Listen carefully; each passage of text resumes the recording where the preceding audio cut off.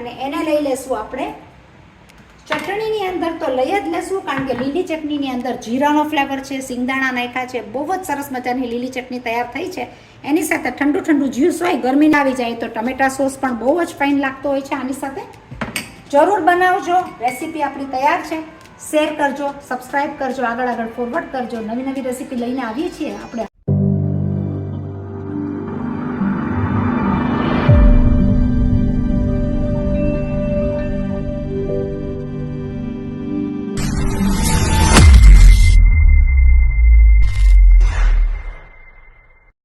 ઓસ્ટ્રેલિયામાં પડે છે ભયાનક ગરમી, જેમાં એસી પણ કામ નથી કરતા. આપણે બનાવી નાખીએ એવો ચટપટો નાસ્તો, કારણ કે દાળ ભાત શાક રોટલી તો કરડે છે.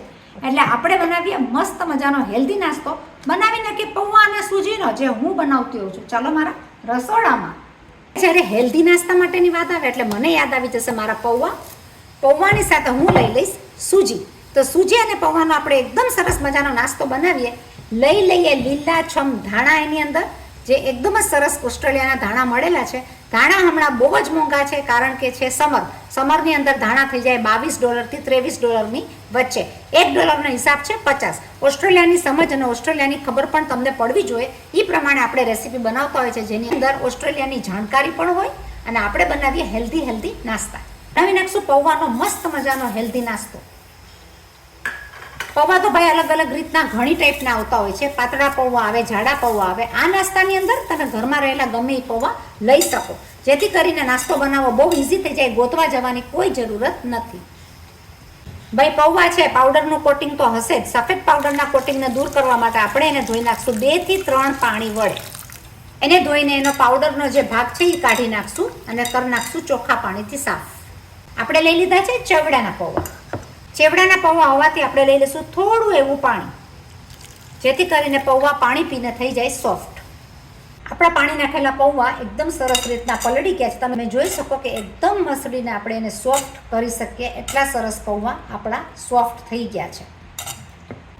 આની અંદર આપણું નાખેલું પાણી એકદમ જ બરાબર માત્રામાં હતું, એટલે કે એકદમ સોફ્ટ નથી થઈ ગયો. પણ જો વધારે પાણી જેવું થઈ જાય તો આપણે એની અંદર ચણાનો લોટ પણ એડ કરી શકીએ.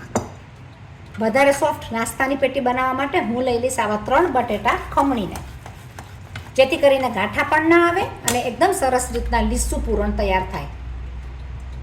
બટેટાના પૂરણના હિસાબે આપણી પેટી થશે સોફ્ટ. આપણે આ 2 વસ્તુ ભેગી કરીને કરી નાખશું એનો ડો. છે ને એકદમ સહેલીમાં સહેલી રેસીપી. જરાક એવા પૌવા અને જરાક એવા બટેટા તમારા પાસે પડ્યા પણ હોય તો આ તમે નાસ્તો એકદમ સરસ રીતના બનાવી શકો. અને પેટીનો નાસ્તો સરસ લાગે ગમે એ ચટણી સાથે કે સોસ સાથે. બાળકોના નાસ્તામાં કે સવારના બ્રેકફાસ્ટમાં પણ આ લાગે એકદમ સ્વાદિષ્ટ. તમે જોઈ શકો આપણું ડો એકદમ જ સરસ તૈયાર થઈ ગયું છે. મિક્સ થઈને આપણે કરી નાખશું એની અંદર મસાલો. આપણી પેટીને મસાલેદાર બનાવવા માટે અને સ્વાદિષ્ટ વધારે બનાવવા માટે હું લઈ લઈશ 1 ચમચી રવો. લઈ લઈશું 1/4 હળદર, જેને લીધે કલર પણ બહુ સરસ આવશે. અડધી ચમચી મરચાંની ભૂકી. માપથી લઈ લેશું મીઠું. 1/4 જીરું પાવડર. 1/4 આમચૂર પાવડર. લઈ લેશું 2 ચપટી જેટલું આદુનો પાવડર. આદુ લીધા છે, મરચાંની ભૂકી નાખી છે. જોઈતા પ્રમાણે તમારે તીખું બનાવવાનું તો લઈ લેશું થોડાક એવા મરચાં. મરચાંની સામે લઈ લેશું ધાણા. કટલેટનો સ્વાદ વધારવા લઈ લેશું કાંદા. તમે જોઈતા પ્રમાણમાં વધારે પણ લઈ શકો અને વેજીટેબલ્સ પણ લઈ શકો. અલગ અલગ વેજીટેબલ્સ તમે બધા ગ્રાઇન્ડ કરીને નાખો તો બહુ જ હેલ્ધી અને સરસ મજાનો નાસ્તો તૈયાર થશે. લઈ લેશું રૂપ વધારવા માટે ચીલી ફ્લેક્સ. ફ્લેવર વધારવા નાખી દઈશું આપણે કસૂરી મેથી. ચલો ભાઈ, ગળાશ ખટાશ તીખાશ બધું જ અંદર આવી ગયું છે. આપણે કરી નાખશું મિક્સ. પેટીનો ડો રેડી. જુઓ તમે, આ તો કોઈ કહેશે કે પૌવા અને સૂજીનો નાસ્તો છે. પૌવા સૂજી સાથે બટેટાનું મિક્સિંગથી આ બહુ જ સ્વાદિષ્ટ લાગે છે. ગમે એ આવ્યું હોય, બનાવ્યા હોય ત્યારે સરસ અને બની જાય 5 થી 7 મિનિટમાં. તમે જોઈ શકો મસળીને ડો આપણો એકદમ સરસ તૈયાર થઈ ગયો છે. આની કરી નાખશું આપણે પેટી. પેનને મૂકી દઈશું મીડિયમ તાપ ઉપર ગરમ થવા. લઈ લઈશું એમાં જોઈતા પ્રમાણમાં પેટી થવા માટેનું તેલ. તો ઓઇલ ફ્રી નાસ્તો પણ થઈ ગયો, કારણ કે જરાક એવા તેલમાં આપણી પેટી થઈ જશે તૈયાર. તમારી પાસે આવી પેન હોય તો વધારે સારું પડે, કારણ કે પકડીને આપણે એને ફેરવીને કલરફુલ બનાવી શકશું. તેલને કરી નાખશું સ્પ્રેડ બધી બાજુ. હવે કામમાં લેશું આપણા તલને. આપણી બધી પેટીને આ રીતના ગોળ કરીને આને રોલ કરી નાખશું તલની અંદર. તમે જોઈ શકો તલની અંદર ગોળ ફેરવતા તલ બધી બાજુ લાગી જશે.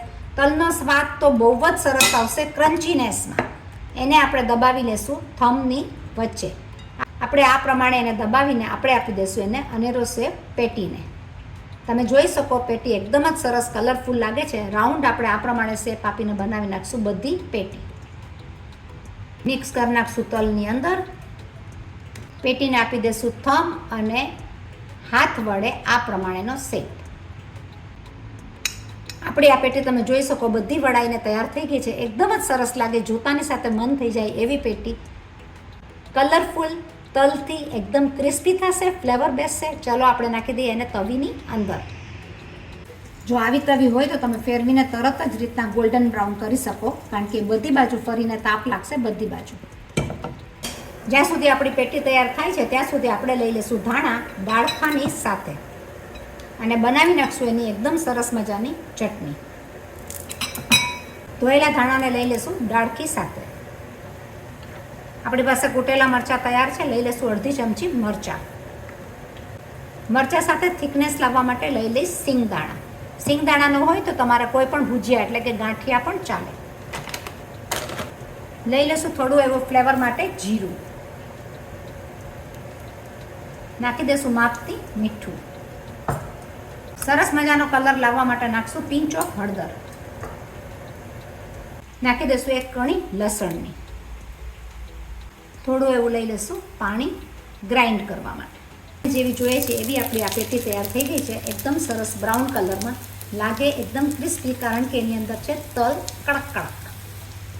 છે ને મજેદાર નાસ્તો. 5 થી 7 મિનિટની અંદર તૈયાર થઈ જતો તવીની અંદર દોડતો નાસ્તો એકદમ સરસ ગરમા ગરમ રેડી છે પેટી. ભયાનક ગરમીની અંદર રસોડાની અંદર રેસીપી ઉતારવી એટલે કામ છે. તો શેર કરજો, સબસ્ક્રાઈબ કરજો, લાઈક કરજો, આગળ ફોરવર્ડ કરજો. આપણે લઈ લઈશું આપણી પેટીને ડીશની અંદર. તમે જોઈ શકો પેટી એકદમ જ સરસ મજાની થઈ છે.